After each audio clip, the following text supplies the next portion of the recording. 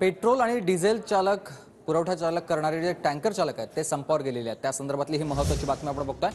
Petrol आणि डिझेलचा पुरवठा करणारे टँकर चालक सध्या संपावर गेलेले आहेत। सरकारने अपघाताबाबत केलेल्या कायद्याच्या विरोधात टँकर चालक आक्रमक झाले।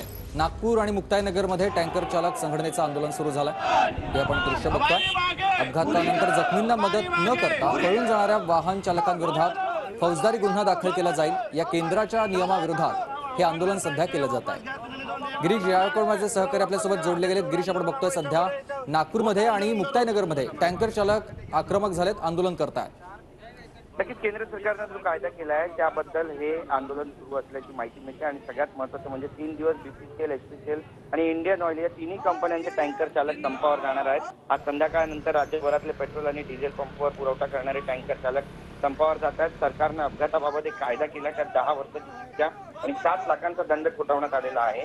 आणि अपघात जाणीवपूर्वक आम्ही करत नाही तर अपघात होतात, त्यामुळे अशा पद्धतीचे जाचक कायदे आमच्यावरती अन्याय करणारे आहेत याचा विरोध आम्ही करत राहणार आहे।